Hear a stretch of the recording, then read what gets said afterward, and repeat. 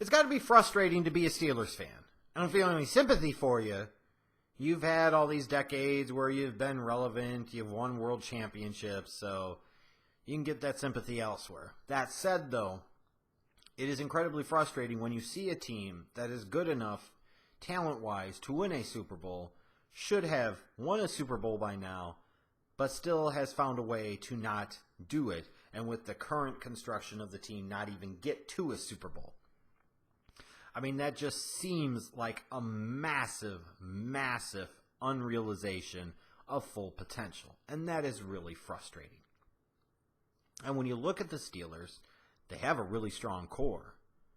I mean, their quarterback, running back, wide receiver combo takes a backseat to nobody in this league. Their offensive line is solid. And you got JuJu Smith-Schuster, your second-round pick out of USC last year, had a really good rookie season. You've got some good players on defense, but you're still missing some pieces, but you're not missing that much. And it's funny, for years I kept talking about year after year how the Steelers woefully neglect their secondary when it is clearly the biggest area of concern, the biggest weakness, and the single biggest thing that holds them back. To where I know I talk about when in doubt, take best player available and figure it out, but they were so bad in the secondary, and it was so clearly the one thing that was going to hold them back, that they were the team that needed to draft for need repeatedly until they got that position group right. Well, over the past few years, they've invested more picks in the secondary, and they still haven't got it right.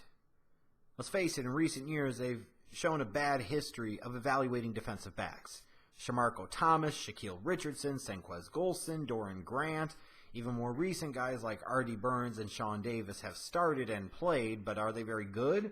Are they any good? They've shown this history of poor evaluation, taking the wrong guys way too damn high.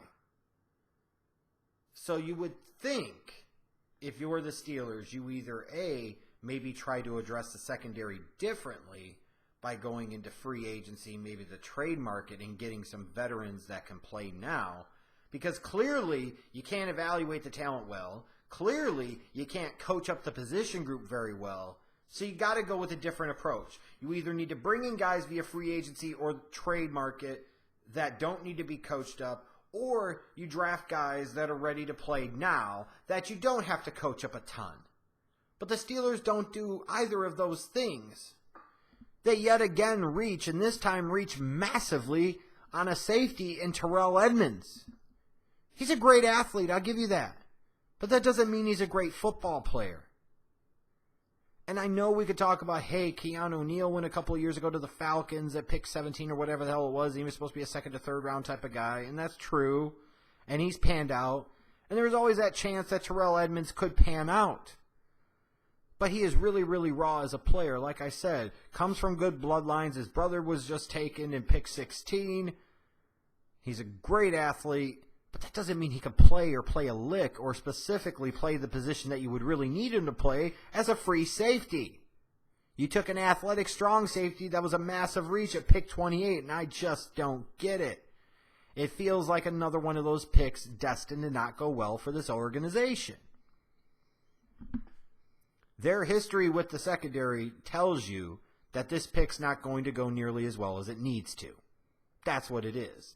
Now, on the flip side, if you want to tell me James Washington was a great pick, and you said based off of the Steelers' history of identifying receivers outside of round one, guys like Antonio Brown, Martavis Bryant, JuJu Smith-Schuster, and you said James Washington could be one of those guys, even though I'd have concerns about James Washington being a vertical threat guy without great speed, I'd be more inclined to believe you. Why? Because the Steelers have earned the right to have massive benefit of the doubt when it comes to the receiver position. They look for guys with some fight in them. They look for some guys that have that top dog type of mentality, and Washington has that.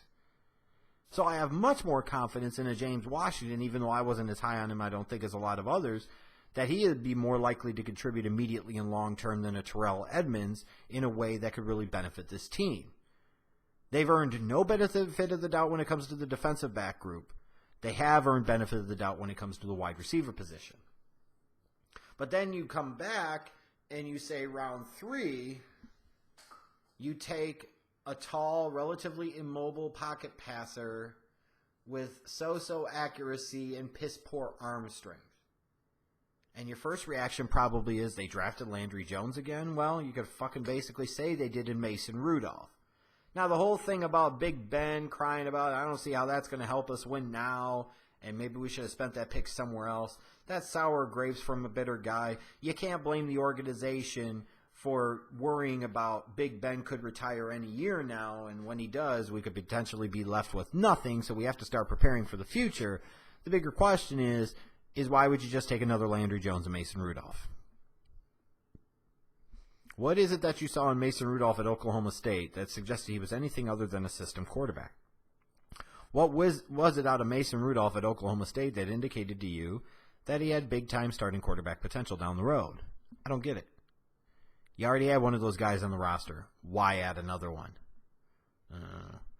Okorafor, I thought was a good value, a good steal late in round 3. That's a guy you gamble on. He's got athletic ability. He could potentially play either tackle position, but he needs to show that he's got some dog in him. He needs to show that he cares and he's going to work hard and play hard. But again, I could look at that pick and say that pick makes a lot of sense. And it's a funny thing for the Steelers in this draft class. There were picks I really, really hated for them, and there were picks that I really, really liked. I hated the Terrell Edmunds pick. I was just fine with the James Washington pick. I hated the Mason Rudolph pick. I was just fine with the Okorafor pick. And then I look at Marcus Allen in round 5. Like, what was so fundamentally different between Terrell Edmunds and Marcus Allen from Penn State, where Edmunds you felt could go late round 1, but you were okay with taking Marcus Allen in round 5?